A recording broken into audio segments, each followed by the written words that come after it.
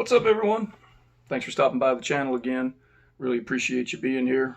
Going to continue on with our content here about TDCJ Academy.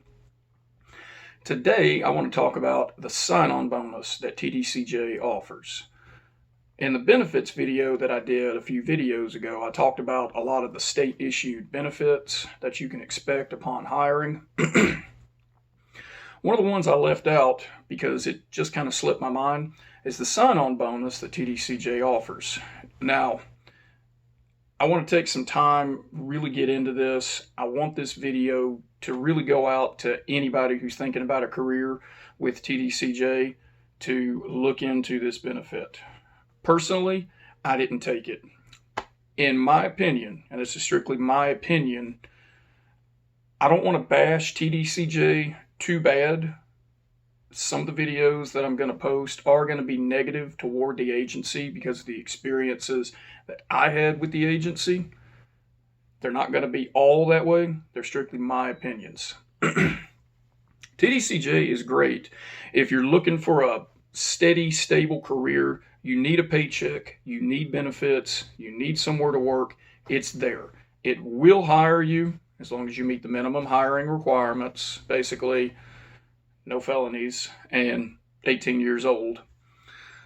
The downfall to it, it does have a lot of negativity, and it can be a rather toxic environment. We'll get into that in other videos. For now, I want to stick to the topic. I want to talk about the sign-on bonus that TDCJ offers. Now, what is the sign-on bonus? As part of the many benefits, pay, insurance, uniforms issued, free food, laundry, commissary benefits. One of the things that TDCJ offers and advertises quite vividly on their website, nice little banner up at the top, we hire vets, and then there's up to $5,000 sign-on bonus. One of the benefits to it is you can get up to a $4,000 bonus or a $5,000 bonus. It all depends on what unit you're going to be assigned to. If you look at the website, it changes all the time. I'm not going to list the units. It would take too long. But it lists alphabetically down what units are offering the bonus. And one of the reasons these units are offering this bonus is typically because not only are they short-staffed, the working conditions can be pretty difficult there. As part of your initial benefits, the sign-on bonus isn't talked about as part of the last week. Now that I'm talking more about it, I'm remembering things a lot more vividly. One of the things that Human Resources does, they come back in during your last week, I don't remember the exact day, and they promote the sign-on bonus. And they ask everybody, which particular units are you headed to? Actually, I'm sorry, scratch that. Reverse it, Willy Wonka. They list the units that offer the sign-on bonuses, and then they ask which individuals are being assigned to those units. If you're interested, you can meet with the Human Resources agent when we go on break and discuss the terms and conditions of the sign-on bonus. Now, what are the benefits of the sign-on bonus? The benefits of it, number one, $5,000. You get a lump sum, $5,000. It is taxed. Again, I didn't take the bonus. I don't remember what it's taxed at. It could be, I believe, 28%. However, I'm not sure. I do know you receive it as a lump sum as part of your paycheck after its taxes come out. There you go. There's your money. Use it for what you need. For the individuals that need this money, it's there. It is available. There are conditions that apply to it. Number one, you have to be a newly hired corrections officer who's completed the academy. Retirees are eligible for this. An individual who retires from TDCJ, waits 90 days, and rehires back on as a corrections officer. A lot of individuals do this. You'll see at units, older individuals, they're collecting their retirement pay as well as currently working as corrections officers. They were the ones who were able to gut it out for the long run. Nothing but respect for these individuals. Guys, I don't know how y'all did it. Nothing but respect for you. So these individuals that retired, waited 90 days, they're eligible for the bonus as well. An individual who was a civilian worker, worked in the mailroom, a clerk, maintenance supervisor, chaplain, if they hire on or accept a position as a corrections officer and they haven't received the bonus, they're eligible for it as well. Number 2, you must sign a contract stating that you will be assigned to said unit. You will maintain employment there for at least 1 year.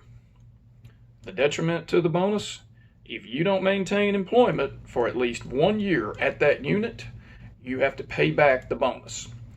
Every month that goes by, you retroactively pay it back. Let's say you work for 3 months and then you quit. At that point, I think the math would be you would owe $3,500 back to the state. If you stay there for the full year, you can transfer to another unit at that point. Your contract has been fulfilled. The money is yours. The quicker that you cease employment with the agency, the more you have to pay back. The other one that you're not told at that time, but you find out later on, and I found this out through word of mouth of others, you pay back the full amount, not what taxes gave you. So you get $5,000, taxes takes out its amount. Let's say you get $3,700.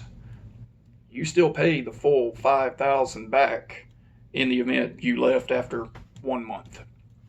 So you got to watch the fine print on that. My personal opinion for all new COs that are looking at employment, especially in the summertime when it's extremely hot, be wary of this benefit. I didn't take it simply because I questioned, if I don't make a full year at this unit. Now let's say you don't resign as a corrections officer. Let's say you just want to transfer to another unit. You and your family are moving somewhere in the state and there's another agency that has an opening and you put in for it. If you haven't put in that full year with that unit, you're going to owe money back, even though you did nothing wrong except going to fill another position. So it's something that can anchor you down into that unit. Something definitely to think about. I highly recommend, my personal opinion, I highly recommend don't take this sign-on bonus. Now you're saying, oh, Jesse, but it's a benefit. Come on, I could really use this money. Yeah, you could. But if you take employment with this agency and you get to one of these units and it's not what you think it is, and I can guarantee you that does happen. There's an extremely high turnover rate of corrections officers in the state of Texas, as well as just about every other state in America because of the working conditions. You will be financially liable to this agency for the benefit that you took. I don't want anybody waking up in the morning or in the evening if you're on night shift thinking the only reason that you're going to work is because you took this bonus and you have to pay it back. And I can promise you, absolutely promise you, this does happen. I heard it talked about in turnout rooms. I heard it talked about in the ODR. People complaining about the benefit, sign-on bonus. The only reason I'm still coming back here is I don't want to pay that money back to the state that I owe for this sign-on bonus. I wish I wouldn't have done this. I can't tell you how many times I heard that. Very rarely did I ever hear, oh, I'm so glad I took this sign-on bonus. I'm so glad to be at this unit. It paid me so well. No, that wasn't a conversation. It was always on the negative aspect of it. TDCJ wouldn't be offering a bonus if there wasn't a catch to it. The catch to it is that you're going to be short-staffed. You're going to have to do double duties that you normally shouldn't have to do. And the working conditions are just going to be awful. And the second, please, the very second that an offender hears that you took that sign-on bonus, they are instantly going to do whatever they can to manipulate, to make life worse, to get you to resign And when they hear that you resigned, and they will, a week, 2 weeks, 3 weeks is going to go by that you're not there, inmate's going to ask one of the working bosses, hey, boss man, what's Jones? What happened to Jones, man? Oh, Jones, he resigned. Inmate knows right there that they won. They got over on you. They'll add that to their list of who they got to resign. It's part of the offender manipulation. Folks, I'm sorry if this video came off as really negative. I just want to emphasize, if you're hiring on as a new hire, just watch this benefit, talk it over with your family, make sure that you're absolutely committed to this, because it does create for you a financial obligation that you could owe back to this agency if for some reason you don't make it for a year. There's a reason TDCJ is given this benefit, and it's not because people are beating down the doors to hire on. Thanks for taking the time to watch this video. I really appreciate every one of you. Next video, we're going to finish up week 5 of the academy, and we're going to get started into how I first reported into the Styles unit. Y'all have a great rest of your day.